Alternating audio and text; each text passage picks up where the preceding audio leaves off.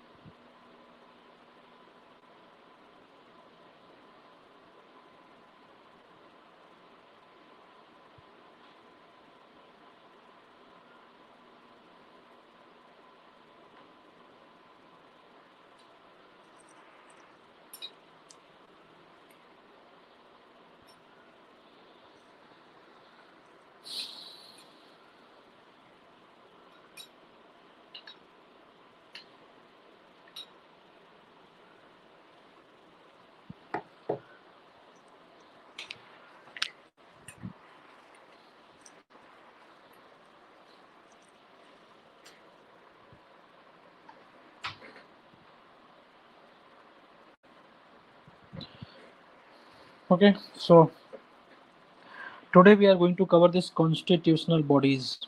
Okay, so today we will cover few constitutional bodies, and tomorrow class we will cover rest of the constitutional bodies. So first important thing, what does it mean by constitutional bodies? Constitutional bodies means those bodies which are given place actually in the constitution. For example, they were given some provision, article numbers were given in the constitution. They were known as constitutional bodies. So there are two types of bodies are there, constitutional bodies as well as non-constitutional bodies. Non-constitutional bodies can be possible statutory body also. So what is a statutory body? So statutory bodies are those bodies which are created by passing the act in the parliament. Simple. The statutory bodies are those bodies which are created by passing the act in the parliament, that is known as statutory bodies. For example, Central Vigilance Commission CVC, it is a statutory body, correct? For example, National Human Rights Commission, it is a statutory body because it was created by passing an act, National Human Rights Commission Act 1992, then it came. For example, SEBI, okay, Securities and Exchange Board of India, it is also a statutory body because it was created only after passing the act in the parliament. For example, IRDA, okay, Insurance Regulations and Development Authority, so that is also a statutory body because it was also created after passing an act in the parliament. So those bodies which are created after passing the act in the parliament or in the state legislature, they are known as statutory body. The constitutional bodies are those bodies which are present in the constitution. They were given some particular article numbers are there. They were known as constitutional bodies. For example, UPSC. So UPSC is given place inside the constitution, so it is a constitutional body. Election Commission also having some article number, constitutional body. Finance Commission article number 280, it is a constitutional body, correct? For example, Attorney General of India article number 76 is there. It also became now constitutional body, correct?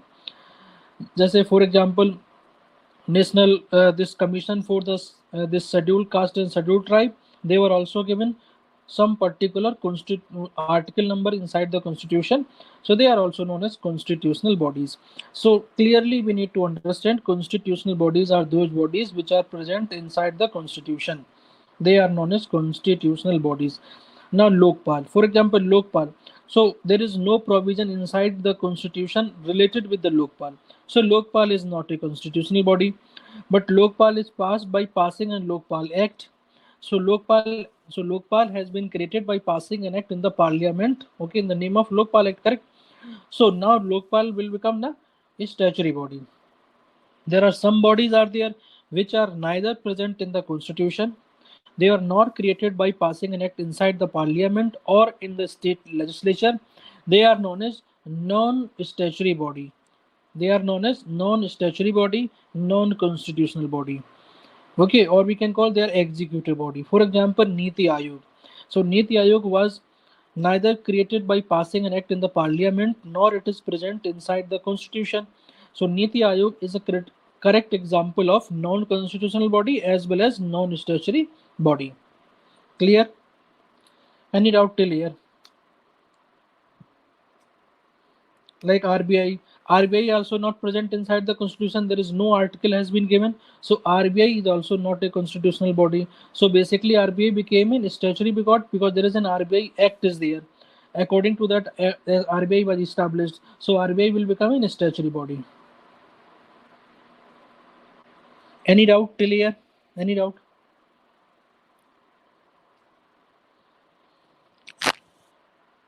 Okay, so we have covered.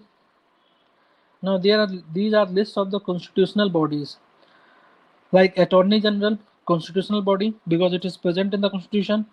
Comptroller and Auditor General, that in Hindi they are called Mahalekha Parikshak, so that is Comptroller or CAG. Election Commission, constitutional body. Finance Commission, constitutional body. National Commission for Scheduled Caste, constitutional body. National Commission for Scheduled Tribe, it is also a constitutional body. And Special Officer for Linguistic Minorities, constitutional body. UPSC, constitutional body. SPSC, constitutional body. So only these bodies are considered as constitutional bodies.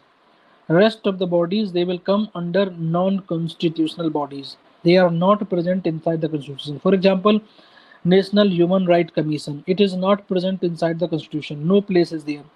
National Women Commission, no. NWC, it is also not a constitutional body, correct? So we need to understand the difference between constitutional and non-constitutional bodies. So these 9 bodies are there. One Advocate General of State is also there. That also comes under the definition of constitutional bodies under Article 165. So these bodies are very important for UPSC because they are given a special place inside the constitution. Clear? One by one we are going to cover. So today we will try to finish Attorney General, CAG, and Election Commission. Okay, these 3 bodies we will try to complete today. Clear? Any doubt? Yes or no? Any doubt till here? Okay. Okay. Yes, National Commission for OBC, it will also come. That also we will cover in the later part. Okay, National Commission, because there is a constitutional amendment has been taken place. So constitutional status is given. So we will cover at the later stage. National Commission for other backward class. Okay. Now we are going to cover Attorney General. So Attorney General, article number is 76. Very important, you need to remember the article number. So Attorney General article number will come under 76. That means it comes around President's article number. So it is present under part 5th only. What is the tenure and removal of the Attorney General? So basically Attorney General actually holds office during the pleasure of the President only. That means President can remove Attorney General anytime. Just like Governor. Okay, we have covered in the chapter of Governor that Governor also actually hold office during the pleasure of the President. President can remove the Governor without giving the reason also, and there is no ground is available for the removal of the Governor. Same way Attorney General, there is no ground is given to remove the Attorney General. Attorney General can be removed without giving any reason by the President. after removal, or for example means after retirement, whether he can take any further employment? Yes, he can take further employment. Unlike judges of the Supreme Court and High Court, they cannot take further employment. But Attorney General can take further employment after retirement. Okay. Then who will decide this salary of the Attorney General? तो ध्यान रखना, Attorney General salary has been decided by the President only. It is not written anywhere. Correct? Just remember, Attorney General salary is decided by the President, and that is the reason actually it decided by the President. So it is not a salary actually, it is called as remuneration. So Attorney General receives a remuneration, and this remuneration is decided by the President of India only. What is the power, special power he is having? So already we have covered some special privileges. The Attorney General can participate in the Lok Sabha and Rajya Sabha proceedings. We have covered this thing, but without right to vote. So that is the thing is this he can attend both Lok Sabha and Rajya Sabha but cannot vote. Because why he cannot vote? Because he is not a member of either of the house. Since he is not a member, that is the reason is he cannot vote, but he can attend both. And he is having right of audience in all Indian courts. Jitna bhi whatever the Supreme Court and High Court is there, he is having right of an audience in all Indian courts, Supreme Court as well as High Court. That is a special privilege he is having, and he's having all the privilege of an MP. We have covered the privilege of MP, okay, already. So that same privileges he is also having. What is the privilege MP is having? MP is having privilege of, that means they can speak anything inside the, okay, four walls of the parliament. No court inquiry can be possible against it.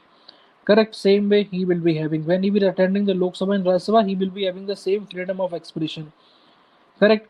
Another MP is having privilege कि 40 days before and 40 days later, okay, around the proceedings of the Lok Sabha or Rajya Sabha as well as committee, he cannot be, okay, called for in the court, or he cannot be arrested in civil matters.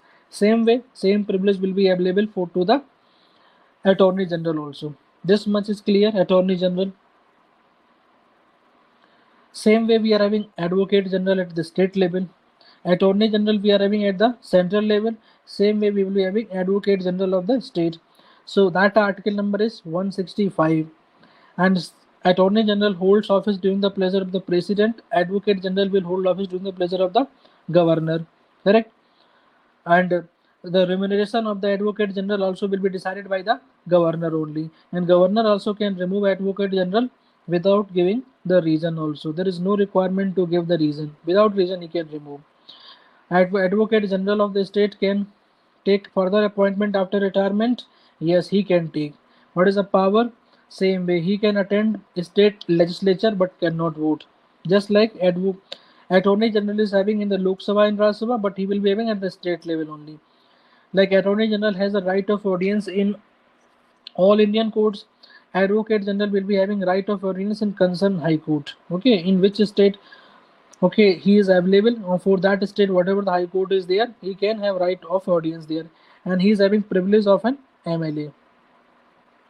Clear? So it is same. There is hardly any differences there between Advocate General and Attorney General. Now Attorney General के बारे में some more information. So Article 76 of the Indian Constitution mention that he is the highest law officer of India. So this thing we need to know. Okay, he is the highest law officer of India. Correct? That information we need to go. Okay. Correct. So if question is coming, who is the highest law officer of the India? Then option mein they will give Ministry of Law Minister, okay, or Attorney General, Solicitor General, Advocate General. Then we need to, okay, right answer will be Attorney General, not Law Minister. Correct? It will be Attorney General, okay, not Law Minister. He is the highest law officer of India. And as a chief legal advisor, he is the chief legal advisor to the government of India. He advises the union government on all legal matters. Basically, Attorney General, he is nothing but he is the lawyer of the government. He presents the government side before the Indian courts, Supreme Court as well as High Court. Correct? That is the reason is he is the lawyer. So he advises the union government on all legal matters. And he is also the primary lawyer representing the union government in the Supreme Court of India. Already I told you. The Attorney General, like an Advocate General of the state, is not supposed to be political appointee. That means this person should not be political appointee, but this is not the case in practice. In practice, what is happening whenever government used to change, or government may whenever whosoever in the government at the ruling party, they used to actually appoint their own candidate there. Okay, that is political appointment they used to do. That should not be there. Actually. But it is, they are not barred to appoint political appointee in the constitution, because okay, these things are not written. They can appoint any person. So attorney general, only some qualification is given. What is the qualification to become attorney general? So one qualification only is he should have the same qualification as the judge of the Supreme Court. That qualification he need to be there, and then any person can be appointed. Correct. So that things we need to remember. So who appoint Attorney General of India? So Attorney General is appointed by the President of India. Who, or what is the qualification? Who is the qualified for the post of the Supreme Court judge? So Supreme Court judge की what are the qualification that we need to know at least, because question में क्या आएगा in UPSC prelims, they will write in the options the qualification of the Supreme Court judge, correct, and then you have to answer कि whether this is a qualification for the Attorney General also or not. Yes, because Supreme Court judge and Attorney General both are having the same actually this qualification. That things we need to remember, correct. This much we need to remember. He should be an Indian citizen, that is the first. He must have either the completed, okay, 5 years in the High Court of any Indian state as a judge, or 10 years, correct, as an advocate, and he may be eminent jurist too in the eyes of the president. So that things we need to remember this, correct. That things we need to remember. These are the qualification for the Supreme Court judge. Okay, the same qualification is required to become the Attorney General also, correct. Clear this? Any doubt till here?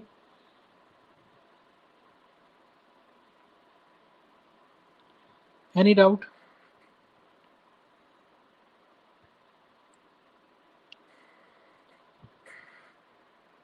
Okay.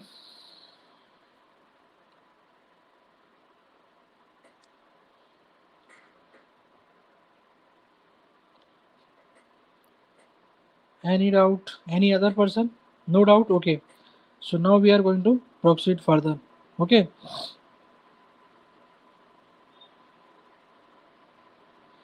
So the term of Attorney General's office. The term of, okay, the constitution mention no specified tenure. Term means tenure. What is the tenure is there? So we need to know there is no specific tenure is given, correct? There is no specific tenure is given. Constitution does not mention the procedure and grounds of his removal. Already I told you. He can be removed by the president anytime. That also I told you. He can quit also by submitting his resignation only to the president. So to whom he need to submit resignation? He need to submit resignations to the president only. Since he is appointed by the president on the advice of the Council of Ministers, conventionally he is removed when the council is dissolved or replaced. This is the very important line है, ये आपको remember रखना है. This line कि whenever actually Council of Minister is dissolved, then the Attorney General also need to be replaced. That means new Council of Minister will come. New Council of Minister can follow the same Attorney General, or that new Council of Minister will bring new Attorney General also.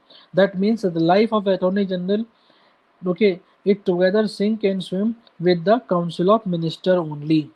One more thing, Attorney General is not a part of Council of Minister. ध्यान रखना, Attorney General is not a part of these things. We need to remember.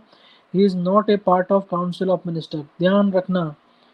He is not a part of the Council of Minister. That means he is not a part of executive. Okay, the Council of Minister जो branch है, but he is a part of executive. If we are saying a union executive, correct? Union executive. So he is a part of union executive, because already we have discussed कि in the union executive, president will come, vice president, prime minister, council of ministers, and attorney general. So question is coming. Question comes this, कि whether attorney general is a part of union executive? Yes. Whether attorney general is part of the council of minister? No, he is not a part of the council of minister. Unlike in USA. In USA, he is considered as a part of that their executive, correct? But in India, he is not a part of the council of minister, but he is the part of union executive. Clear this?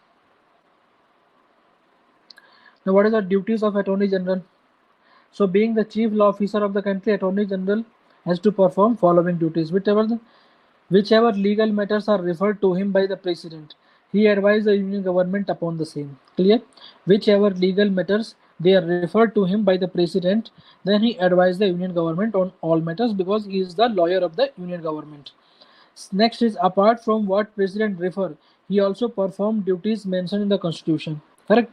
And the three duties that are assigned to him by the President are, which are the duties? First is, in any legal case where Government of India is related to, the Attorney General has to appear in the Supreme Court on its behalf. Correct? So, on the behalf of the Government of India, it is the Attorney General who need to be present before the Supreme Court. Okay, on behalf of Government of India. Next is, he has to represent the Union government in any reference made by the President to the Supreme Court under Article 143. Already we have discussed Article 143. Article 143 is advisory jurisdiction of the Supreme Court. Correct? Here President will going to seek advice from the Supreme Court. Two types of advice is President used to sought. Okay, which are advice? First advice is this. If advice is related with any important question of law is involved or any public important matter is involved, in that matter also Supreme Court can give the advice, but it is not mandatory for the Supreme Court to give the advice. Correct? And second is this, in case where actually any matter is related with the pre-constitutional treaty, in that time definitely he need to give the advice. That is mandatory for the Supreme Court. I am just revising those things, that advisory jurisdiction of the Supreme Court. And one more thing, I already told you, USA Supreme Court is not having that advisory jurisdiction. That is difference between USA Supreme Court and Indian Supreme Court. So in this matter also he actually represent Union government in reference made to the Supreme Court. And he also appears in the High Court in any case related to the Government of India. Correct? If any matter is related with the High Court, there also he present himself. But the thing is that he cannot present everywhere. That is the reason is Attorney General is always supported by. This thing we need to remember. There is a highest by Attorney General is there, but Attorney General is always supported by some one or two Solicitor General. Solicitor General of India. That is known as Solicitor General of India. Correct? So there must be a Solicitor General of India will be there. They actually support the Attorney General. But dhyan rakhna, Attorney General, it is a constitutional post.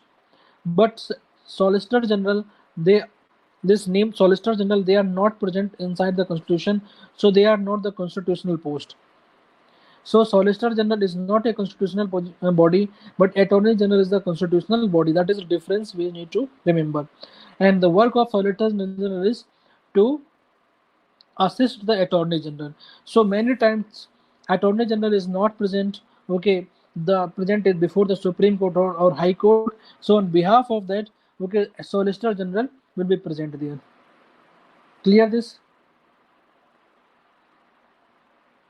Now, what is the limitations on the Attorney General? Some limitations definitely will be there. First is, he should not advise or hold a brief against the Government of India. Very important, because from here only UPSC will ask.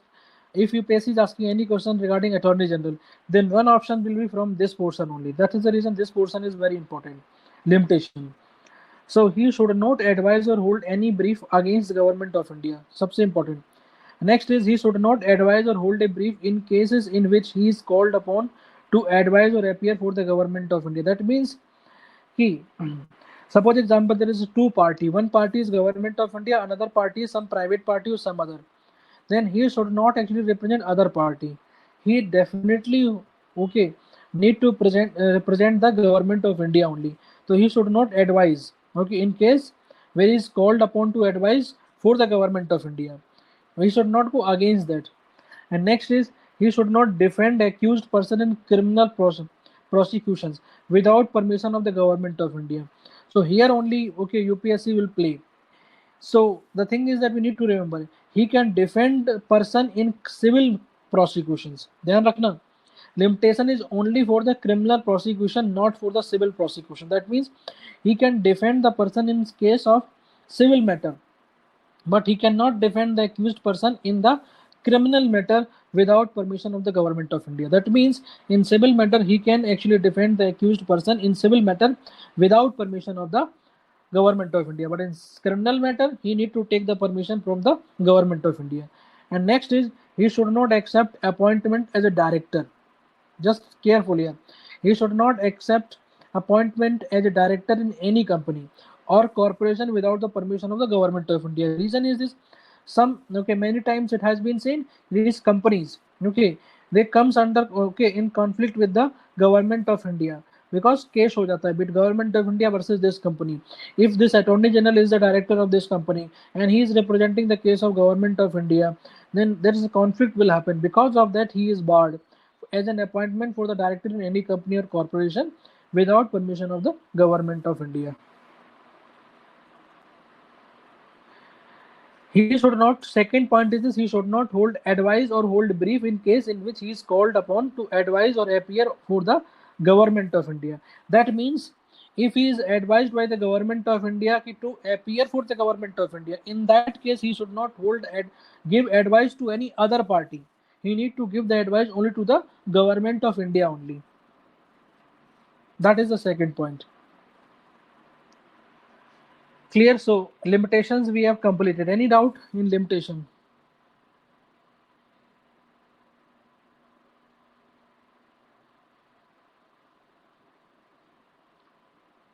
Any doubt?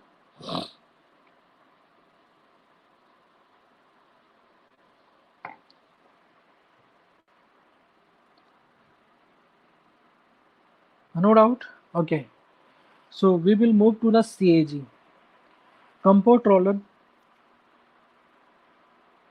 and Auditor General of India. Comptroller and Auditor General of India.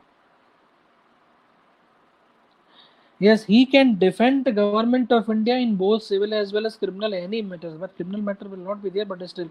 But the thing was this, he cannot defend other accused person, other private party in case of criminal matter. But he can defend other private party in case of civil matter. Correct? He cannot defend other private party in case of criminal matter without permission of government of India.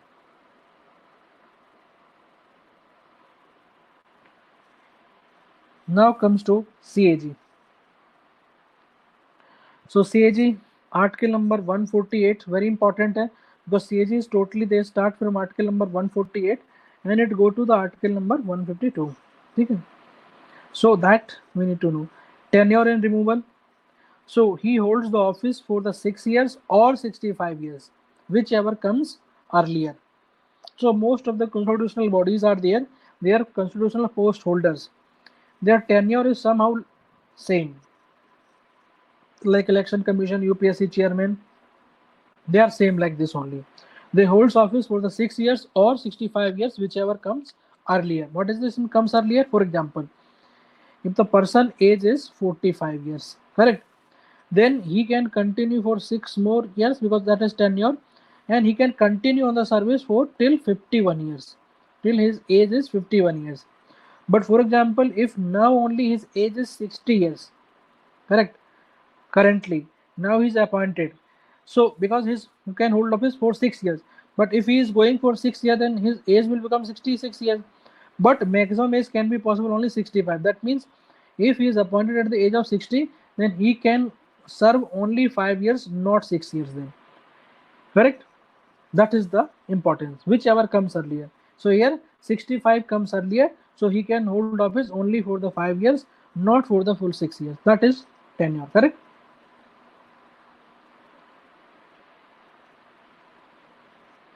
What is the removal? How we can be removed? So removal is same as a judge of the Supreme Court. Removal is same as a judge of the Supreme Court. So can anyone tell me what are the grounds for the removal of the Supreme Court judge? What are the grounds for the removal of the Supreme Court judge? क्या ground है? What are the grounds for the removal of the Supreme Court judge? There are two grounds are there. Yes, proved misbehavior. Entire thing is proved misbehavior and incapacity. Then question is coming on what ground CAG can be removed. So again we have to answer only two grounds are there. Because CAG is removed in the same manner as the judge of the Supreme Court. So the ground for the removal of the CAG is also same. That is proved misbehavior as well as incapacity. Only two grounds are there. Whether he can take further appointment, clearly no. He cannot take any further employment either in government of India as well as in the state government. Private job he can do. Now powers, what are the authorities powers he is having, that we will cover. He can audit accounts concerned with the contingency fund. Contingency fund we already covered, it is with the president for the any contingency. And he audit accounts of the consolidated fund of India also, it is with the parliament, and the consolidated fund of the state also. And he also audit public account fund of the state as well as center. And another is he advisory function with respect to the account to the country's president also. Correct? So that is covered here. Now we are covering in detail about CAG. So CAG is an independent authority under the Constitution of India. CAG is an independent authority. It means it is having autonomy. Simple meaning, CAG does not come under any ministry or department. Just be careful here. CAG does not come under any this ministry or department. If question is coming कि CAG comes under Ministry of Finance, it is incorrect. CAG is autonomous. Then question is coming, CAG is actually this accountable to which ministry? Again, CAG is not accountable to any ministry. CAG is accountable only to the parliament. ध्यान रखना. CAG is only accountable to the Indian Parliament, that's it. And he is the head of Indian Audit and Account Department and the chief guardian of public purse. This Indian Audit and Account Department, there is a service used to be there. There is service is IAAS. Okay, when you are going to fill the form, okay, so there is one central service is there, that is Indian Audit and Account Service. Actually that service chief is the CAG, that is headed by that is headed by the CAG. This is one of the central service. That is the reason is you have to prepare, okay, in very disciplined manner. Otherwise, instead of this IAS, na, you will get one more extra A here.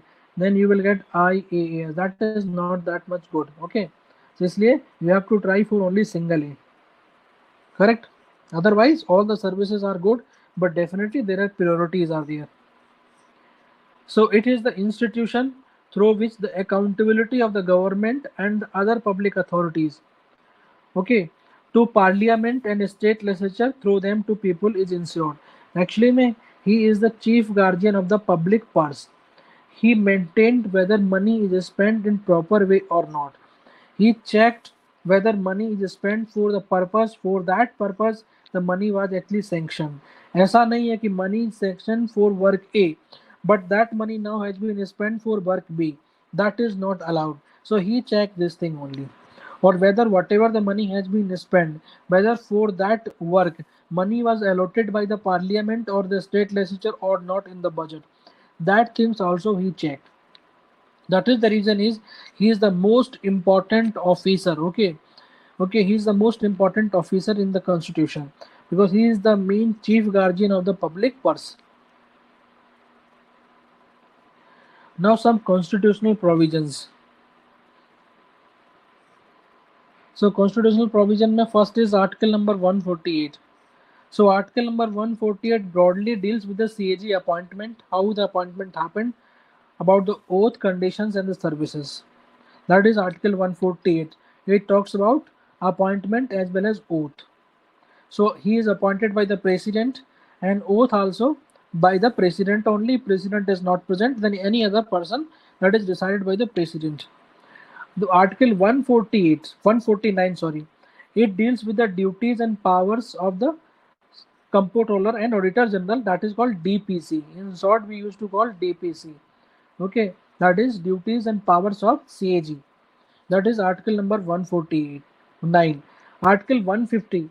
It says the accounts of the union and the state, they shall be kept in such a form as the president may on the advice of CAG prescribe. That means CAG actually advise the president in what manner accounts of the union as well as state government they need to be kept. So ध्यान रखना, need to remember कि at the state level there is no CAG. At the state level there is no CAG. How the account of state need to be kept, that is also decided by the central CAG only. So now CAG is a federal element or unitary feature. Whether CAG is a federal feature or unitary feature of our Indian Constitution. Federal or unitary? Tell me.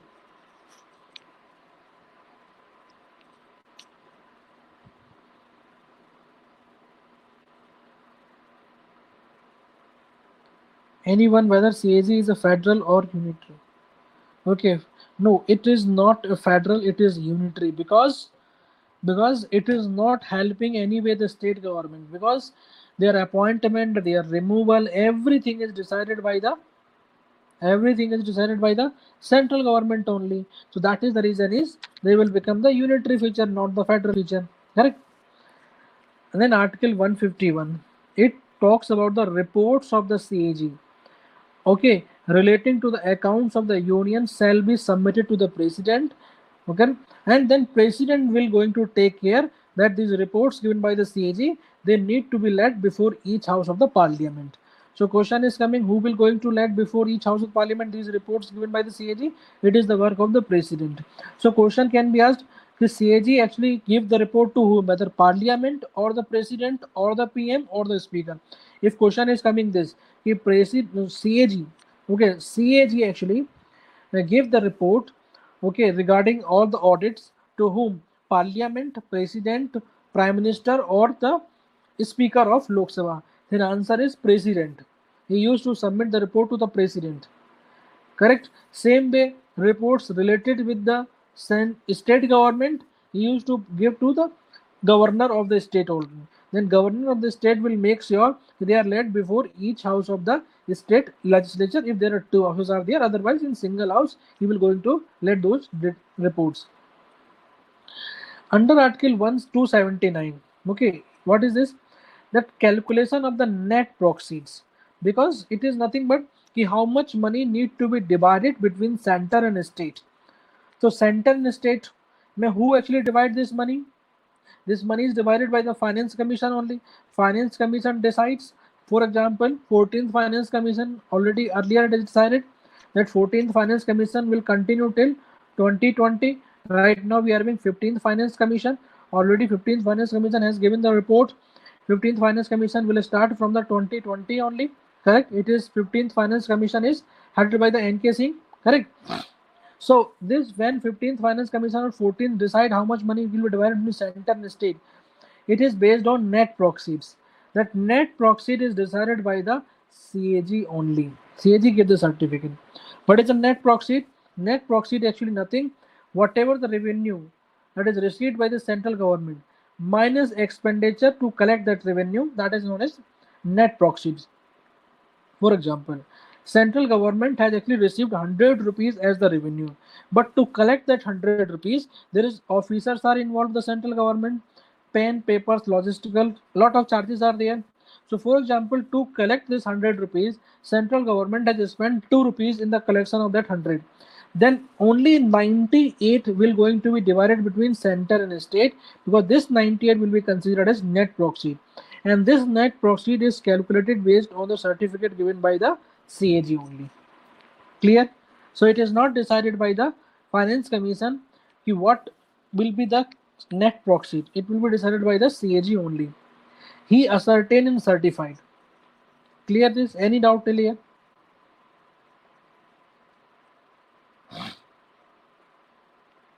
Any doubt? Yes or no? Okay. So again we are going to cover 148. So 148 talks about basically two things. Okay, what are those two things are there? That is appointment as well as oath. So that we are going to cover now. So CAG is appointed by whom? President, already we know. With whether there is any committee is there, we need to know whether there is a committee.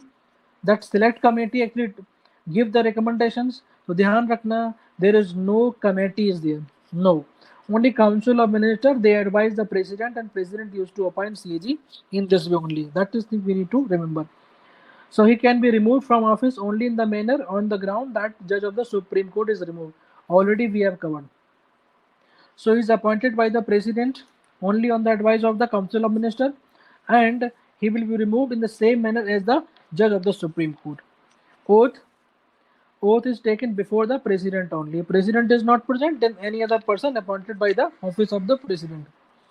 Next is CAG is not eligible for any further office after the end of their tenure. I already told you no further employment is available.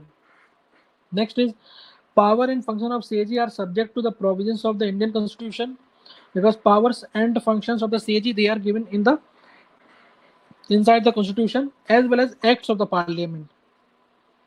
And उसके लिए Parliament has passed DPC Act, Duties and Powers of the Comptroller Auditor General Act, that was passed by the Parliament, correct? And along with the service conditions of the Indian Audit and Account Department. So these are the things through which he received the power. And expense on the administration of this office, including on allowance, salaries, pensions, they are charged to the Consolidated Fund of India. What is mean by charged to the Consolidated Fund of India? Charged, that means it comes under the charged expenditure. Charged expenditure means whatever the expenditure is happening, it is a non-votable expenditure. That means only discussion is possible. Only discussion is possible. It cannot be voted. That is charged expenditure. So this is very important, because to make CAG as an independent office, it was required that expenditures on the administrations of this office, it should be charged expenditure, okay, on the Consolidated Fund of India.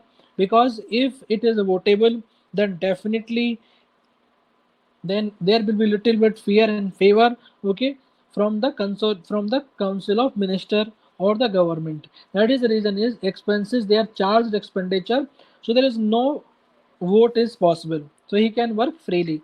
Tenure already we have given 6 years or 65 years. Now comes to function and powers. So from where he is getting this power? So he is getting this power from actually this article number 148 to 151.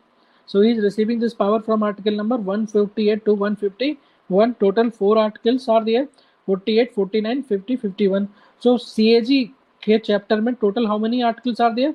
4. ठीक है?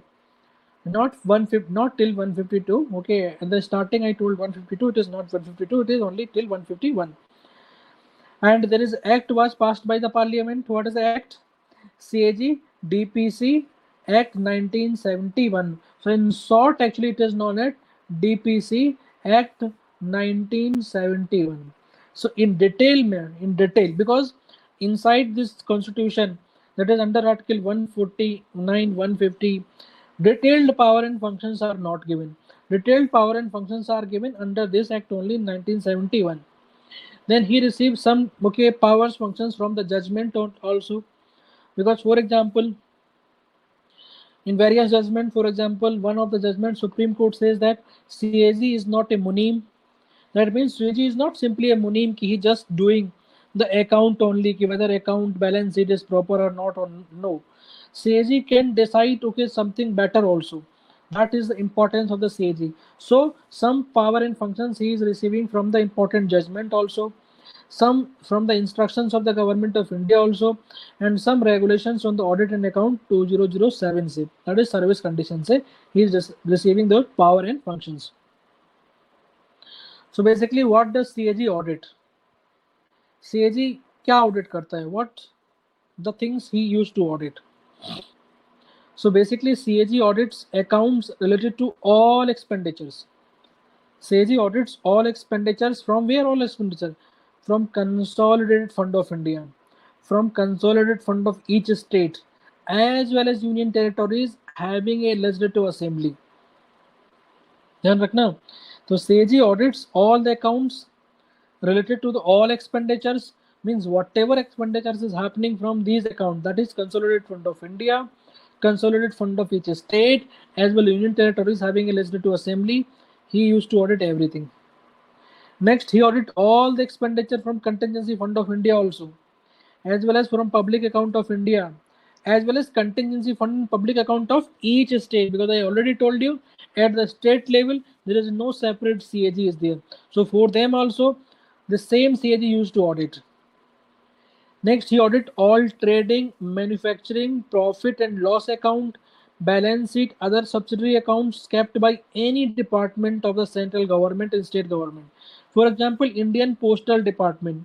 So whatever the manufacturing, profit, loss, balance sheet happening in this Railway Ministry, Indian Postal Service, okay, everything is done by the CAG only. Otherwise, if it is written there clearly that this thing will not be done by the CAG, then he will not do. If it is not mentioned specifically, then CAG is going to audit. Next, he audit receipts and expenditures of all bodies and authorities substantially financed from the central and state revenue. That means if any body, that example, if any private body is there, any NGO is there, correct? If they are getting finance, okay, sufficient finance they are getting from the government, then these bodies also will be audited by the CAG only. Even companies also. For example, there was Reliance company was there, okay, and Reliance was doing this exploration of okay gas or exploration of oil in KG basin, okay.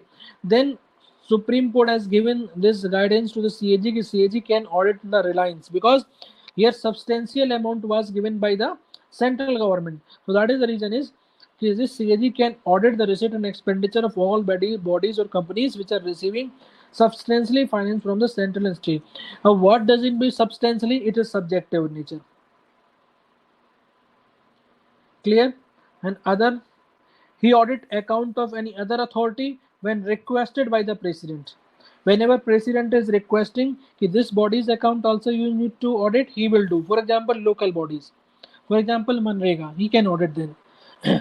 He advises the president with regard to the prescriptions of the form in which account of the center and state shall be kept. Already we have covered this thing. He will advise the president. He submit his audit reports. किसको submit करेगा? Accounts of the center to the president, and president will going to place them before the parliament. And regarding the state, he is going to submit to the governor, and governor going to place them before the state legislature. Correct? And this is one more important part. This is very important line is sometimes it is asked in the UPSC ki who is the guide, friend, philosopher of the public account committee. Sometimes this question is asked, who is the guide, friend, philosopher of the public account committee? So ध्यान रखना, it is a CAG who is the guide, friend, philosopher of the public account committee. Already public account committee we have covered. How many members in the public account committee? Tell me. How many members are in public account committee, and whether all members belong to the Lok Sabha or Rajya Sabha or from the both the houses? Tell me.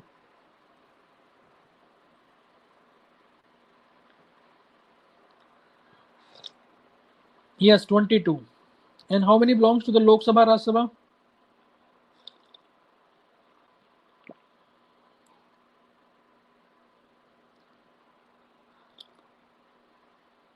Yes, 15 from the Lok Sabha and 7 from the Rajya Sabha. Correct.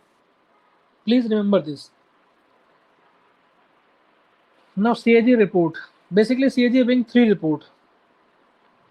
If question is asked in UPSC prelims, how many reports CAG actually put or present?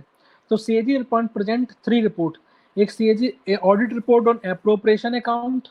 Appropriation means expenditure account. Means suppose example this is the consolidated fund of India, and from where whatever money it is taken out, regarding that report will be given by the CAG. That is appropriation account. So appropriation account basically show the appropriation of money granted by the legislature or parliament to the various grants. Another one more hoga report on finance account. Finance means revenue side. Whatever money is coming inside the consolidated fund of India, regarding that also he will put the report. So basically finance account show the account of annual receipts, okay, during the year. And audit report and public undertaking, that is regarding PSU. So this report deals with the finance and expenditure of various public sector undertaking. Okay, regarding public sector undertaking, he used to put the report also. Like for example, हमने already बताया आपको, there is a, if any departmental, okay, revenue is there, departmental account is there, he used to audit that also. So these are the basically 3 reports he used to present: audit report on appropriation account, audit report on finance account, and audit report on public undertaking. And these only you have to write in the mains exam. Now we need to cover CAG and the public account committee. What is the relations both are having? So basically CAG audit reports are handed over to PAC, Public Account Committee, at the center and at the state, because at the state level also there is a public account committee will be there, correct? And these 3 CAG report that recently we have covered, that is audit report on appropriation account, audit report on finance, and audit report on public undertaking, are examined by the PAC. That is the work of PAC, Public Account Committee, already we have covered. At the central level, these reports are submitted by CAG to the president, who makes them to let in the parliament. And CAG also assists the committee in its deliberations by preparing a list of most urgent matters which deserves attention of the PAC. That is the reason CAG is considered as a friend, philosopher, and the guide of the Public Account Committee. Correct? He also helped the PSC in making the action of the committee clear to the witness and in making the action of the government clear to the committee. That means he helped, okay, give whatever the action taken by the PSC, okay, to the witness. Who is the witnessing there? Okay, witness can be possible any minister, any other person, and he also make government stand also clear to the committee. And CAG position is sometimes is one of the interpreter and translator. ध्यान रखना, CAG's position is sometimes is considered as interpreter and translator, explaining the official's view to the politicians and the vice versa. This is the responsibility of CAG does not end here. He has to watch whether the corrective action suggested by him has been taken or not. In cases where it has not been taken, he reports the matter to the PAC, which will take up the matter. That also he will do. Correct? Now, one more office is there. This is called the Controller General of Account. So don't confuse it with CAG. CAG is a constitutional post. He is the auditor. And Controller General of Account is accountant. Both are different.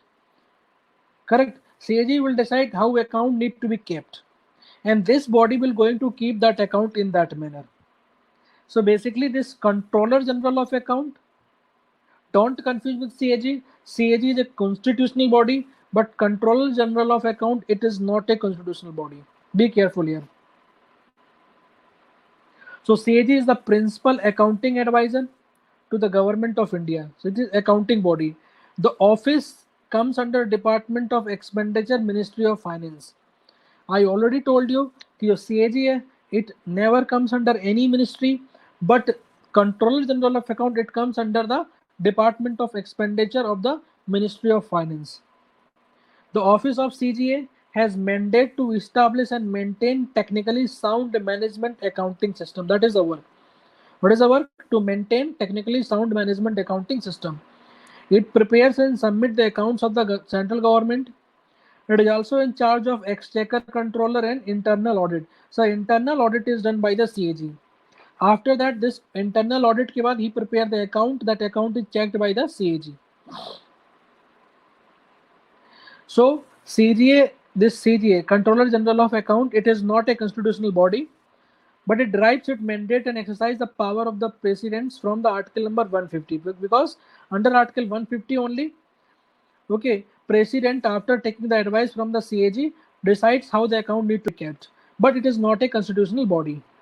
And because article 150 says that account of the union and the state shall be kept in such a manner as the president may advise after getting the advice from the CAG. So that is already we have covered. The spelling is mistake, it is India. Clear? Function of CAG, Controller General of Account. So it formulates the policy. It is not CAG, it is a CGA, Controller General of Account. It formulates the policies relating to the general principles, form and procedure of accounting for the government. It administers the process of payments, receipts and accounting in central ministries. It prepares, consolidates and submits the monthly and annual account of central government. And it is responsible for maintaining the requisite technical standard accounting, and it administers banking arrangement of the government expenditures. And it is responsible for coordination and monitoring the progress, submission, corrective actions taken on the recommendation given by the PSC and CAG report. That is the work CGA is having. Any doubt till now? Then we will cover one more body, that is Election Commission. Any doubt till now?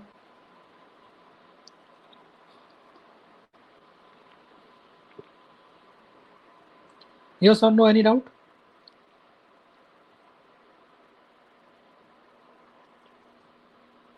Okay.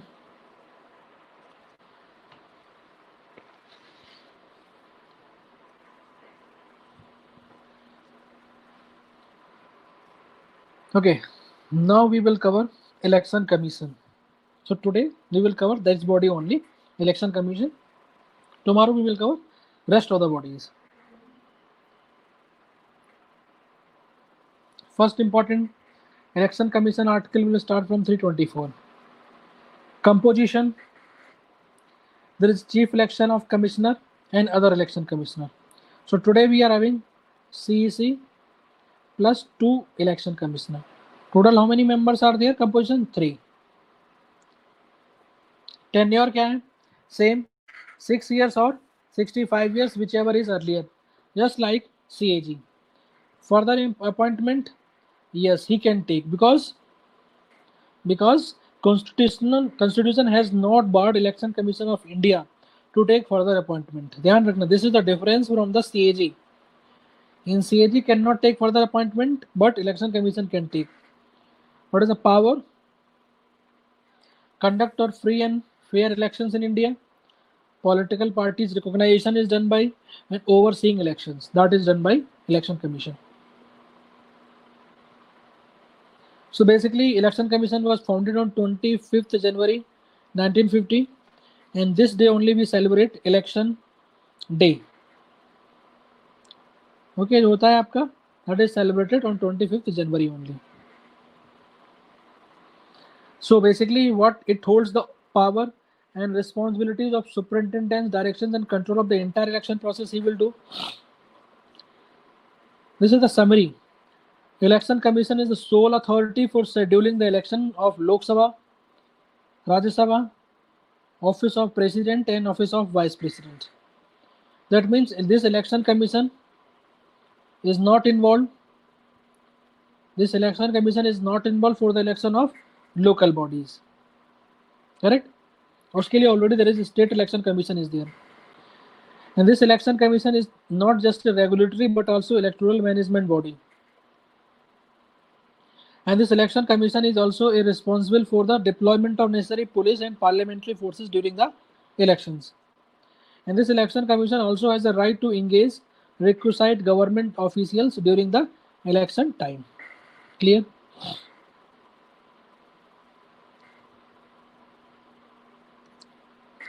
So basically what is the work of Election Commission of India? Division of constituencies. जो भी different constituencies are there, that division is done by Election Commission. Preparing of up to the date list of valid voters. जो भी voter list है, that is prepared by Election Commission. Notify dates and schedule of the election. See, the elections date, they are announced by the Election Commission of India, not from any other body. And the Election Commission prepare up to date list of valid voters. Already we have covered this. Declare the election result also. So ध्यान रखना, this question can be as who declare the results, whether President of India or Election Commission. So answer is Election Commission declare the result. And he fix the and limit the election expenses and code of conduct. That is also fixed by Election Commission only. And security of the nomination paper, also scrutiny of the nomination paper, that is also done by Election Commission. And settle down the dispute referred by the President. If any dispute happened regarding the qualification or disqualification of member of parliament by the president, that is also decided by the Election Commission. I already told you this. The president actually disqualified the MP only after the getting the recommendation from the Election Commission of India. That is things. Structure क्या है, what is the structure of the election commission? So ध्यान रखना, originally earlier the commission had only one election commissioner, but after election commissioner amendment act 1989, because what happened here, age actually was reduced from 28 to 18 years. Earlier actually the minimum age required to vote was 18 years, but it was actually reduced to, sorry, earlier it was 21 years, it was reduced to 18 years. So voters increased tremendously. So that is the reason is election commission, okay, earlier it was a one member body, it has been made a multi-member body. So now commission consists of one chief election commissioner and two election commissioner. Total 3 members are there, and all are equal. There is no difference between chief election commissioner and election commissioner. All are equal. There is no these two election commissioners, they are not subordinate to the chief election commissioner. If suppose example any matter comes, okay, among before these 3 members, then who will decide what decision need to be taken? So just remember, decision need to be taken by majority only. So for example, if alone this chief election commissioner is against, but this two election commissioner they favoring, then this election commissioner decision will be final because they are in the majority. At the state level, election commission is helped by the chief electoral officer, and this chief electoral officer is also IAS rank officer, correct? And president appoint chief election commissioner and election commissioner. So question is, who appoint? President. Whether after getting the recommendation from any select committee? No. President actually appoint chief election commissioner and another election commissioner only after getting the recommendation from the council of minister only. What is the tenure? Already discussed, 6 years or 65 years, whichever is earlier. It is for both, that is chief election commissioner as well as election commissioner, and they enjoy the same status and receive the same salary and perk as a judge of the Supreme Court of India. Just be careful here, okay? Clear this? The chief and the two other election commissioners, they have the same power. I already informed you this. The chief as well as two other election commissioners, they are having the same power, and emoluments including salaries which are same as Supreme Court judge. Then rakna, the salary of the election commission is same as the judge of the Supreme Court, and salary for the election commissioner as well as chief election commissioner are same only. Already told you, in case of difference of opinion among us the chief election commissioner and two other election commissioner, the matter will be decided by the majority only, correct? And chief election commissioner can be removed from office only through a process of removal, and thus process of removal will be similar that of Supreme Court judge. So the question is coming, what are the ground for the removal of the chief election commissioner? Then answer will be two grounds are there: proved misbehavior as well as incapacity, because chief election commissioner can be removed in the same manner as a judge of the Supreme Court, correct? What about other election commissioner? See, other election commissioner will be removed by the president only after getting recommendation from the chief election commissioner.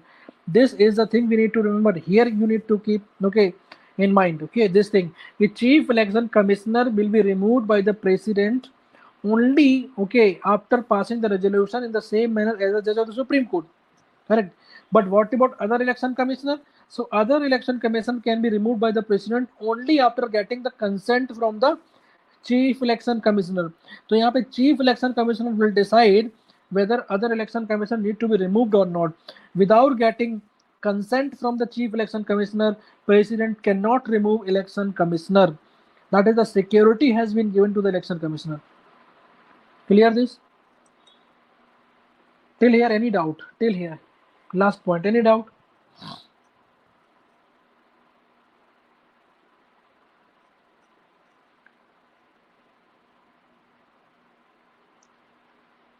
Okay,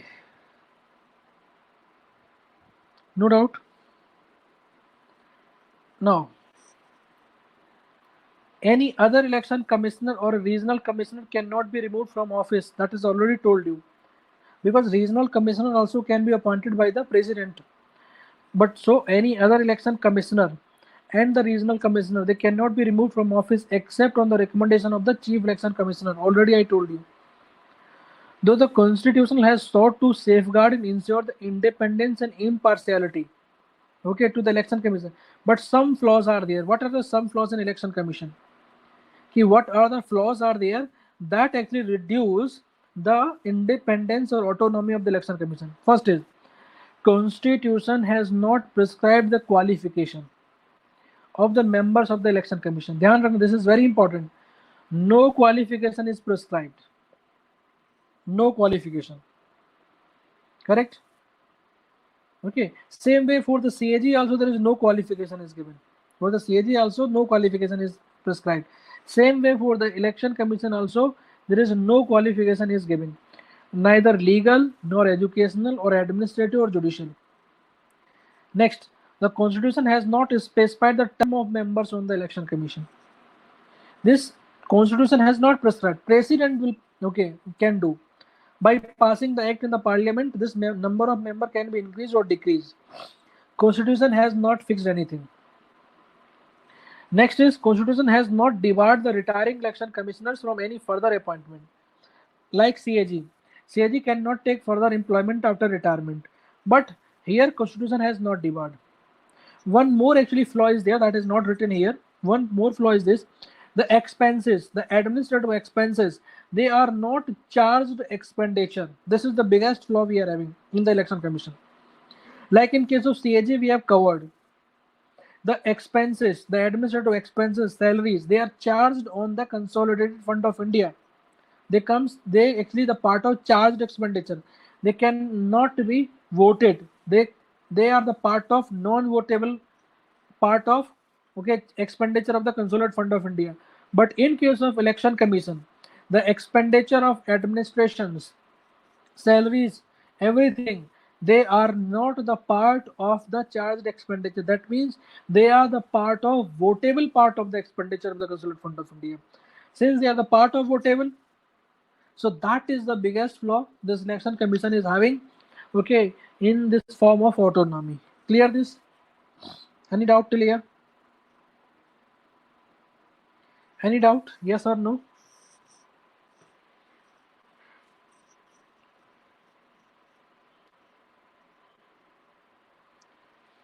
Okay, no doubt.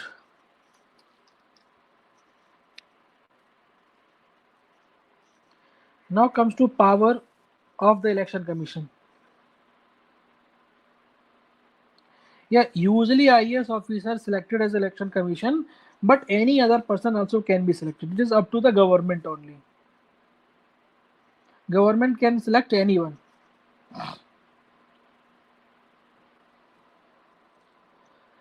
Okay, now powers of the election commission.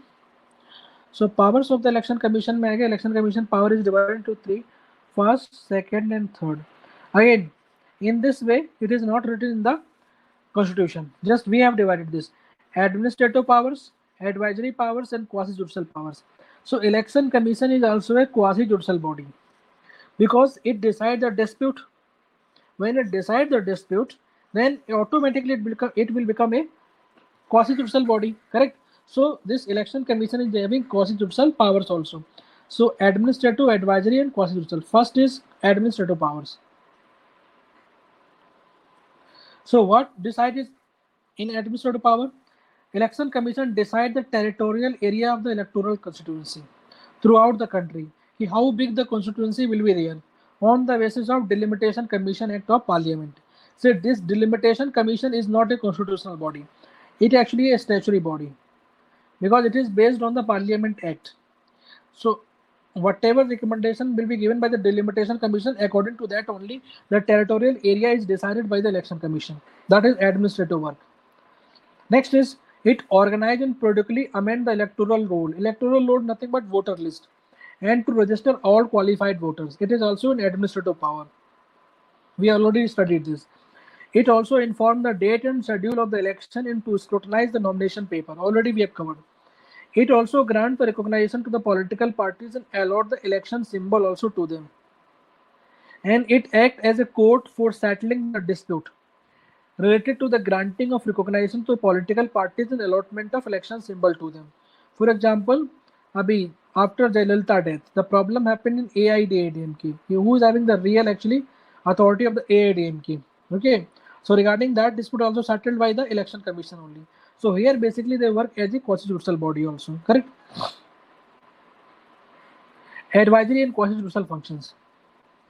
So under the constitution, commission also has advisory jurisdiction in matter of post-election ineligibility of sitting members of the parliament and state legislature. For example, I already told you, president actually disqualify member of parliament and governor also disqualify member of legislative assembly MLA only after getting the recommendation or advice from the election commission. Additionally, the cases of person found guilty of dishonest practices elections which come before the Supreme Court and High Court also refer to the commission only for its opinion on the question as to whether such person shall be disqualified or not, or for what period. And judgment of the commission in all such matter is binding on the president. I already told you this in the president chapter. And as the case may be governor to whom such opinion is tendered. For example, if matter is related with the this disqualification of member of parliament, whatever the decision taken by the election commission, it is binding over the president, as well as in case of MLA, it is binding over the MLA. Already I discussed this thing. We discussed this. Commission also has the power to prohibit a candidate who has failed to lodge an account. Lodge an account in the sense the election expenditure account. If any candidate is failed to provide the election expenditure account of his election expenses within the time and within the manner set by the law, then candidature can be withheld also, and that candidate can be disqualified also. The commission also has the power to remove and reduce the period of such disqualification as other disqualification under the law. It is up to the election commission only. He can reduce this power to reduce the period of such disqualification. For example, any person is disqualified for any misbehavior. For example, misbehavior in the sense he failed to give the correct election expenditure, or he was involved in the paid news. In such manner, suppose example, he was debarred to further contest for 5 years. But after some time, if election commission think, he can reduce this period to 4 years, 3 years, or 2 years, whatever. Key functions of the election commission. So basically, election commission, he is considered as the guardian of free and reasonable elections. He is the guardian of free and reasonable elections. State level elections, that is MLA elections and MLC elections, they are also done under the superintendent of same election commission only.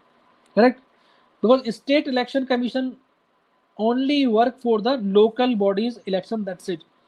But for the MLA and MLC election, the same election commission will going to superintend that election. This election commission also issues the model code of conduct.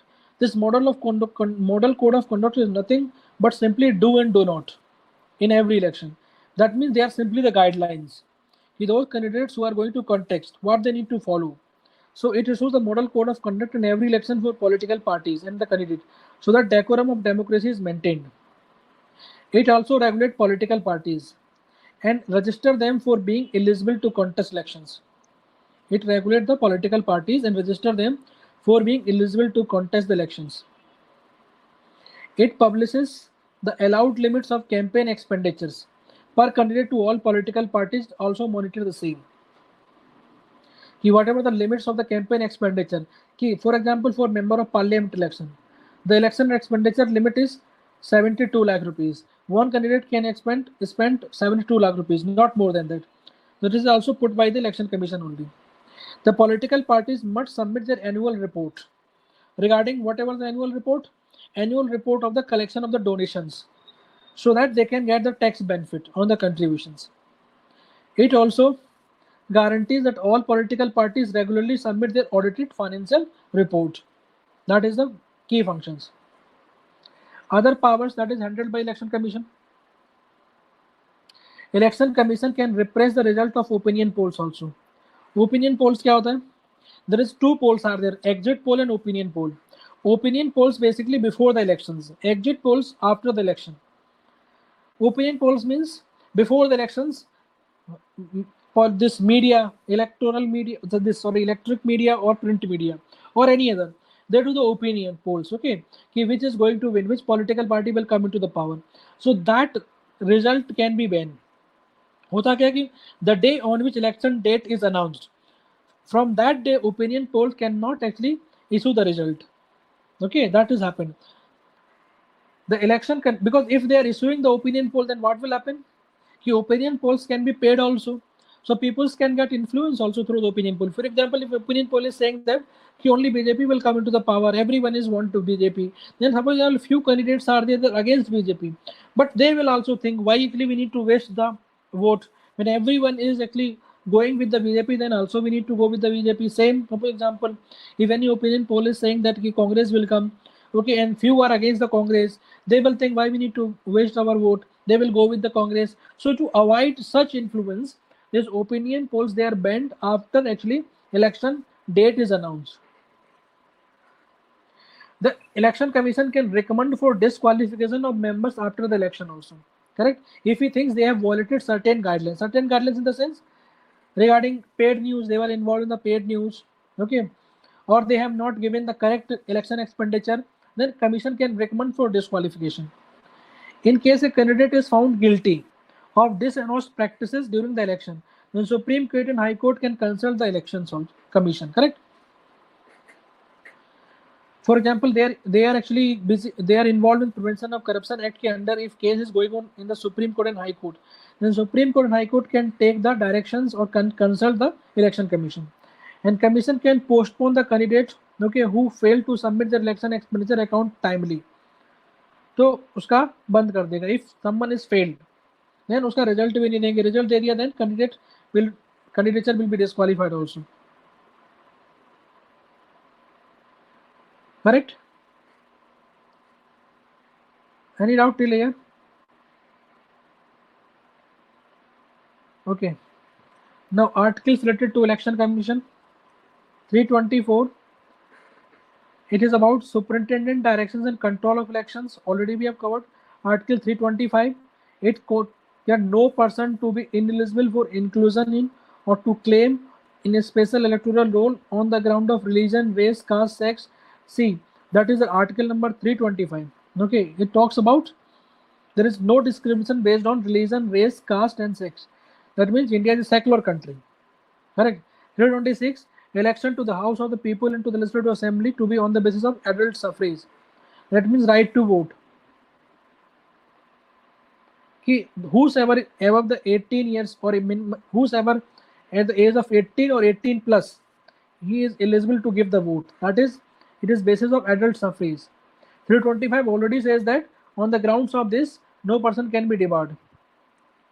326. Power of the Parliament to make provisions with respect to election to the legislatures. So, power of Parliament. If, for example, based on that only, Parliament has passed some act, Representative People's Act 1950, Representative People's Act 1951, Parliament has passed. 328. Power of legislature of state to make provisions to election to the such state legislature. For example, state legislature, they can increase the salary of MLA. That is done by the state legislature only. 329. Bar the courts in the electoral matter, because in the election dispute regarding this MLA or MP elections, court cannot interfere. Then what will happen?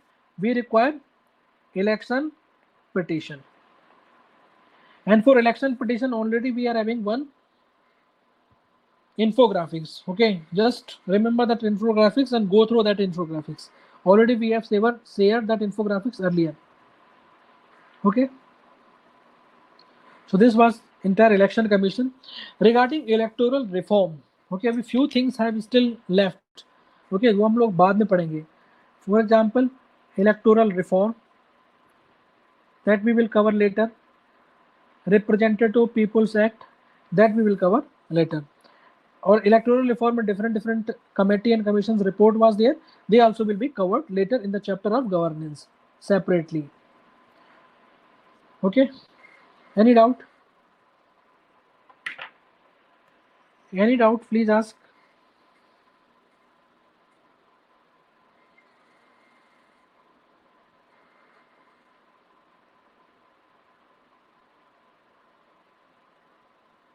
Yes or no, any doubt, anyone?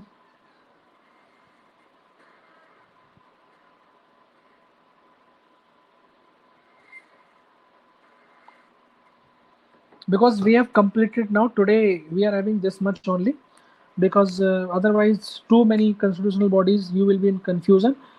Okay, so tomorrow we will cover Finance Commission, UPSC, State Public Service Commission, and we will going to cover National Commission for Scheduled Caste and Scheduled Tribe. These bodies will be covered tomorrow. That means tomorrow your constitutional bodies will going to be completed. Okay, and tomorrow only this PDF will be available on your dashboard, because this is not a complete PDF. So I want everything in single PDF only. Okay.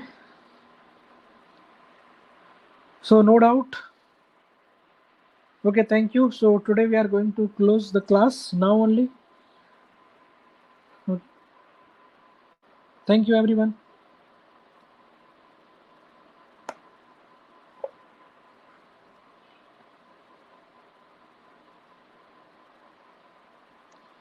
Thank you, Shusmita, Prasanna, Mohammad Ghosh, Shashikant, Shulekha, Yashwant, Amulya.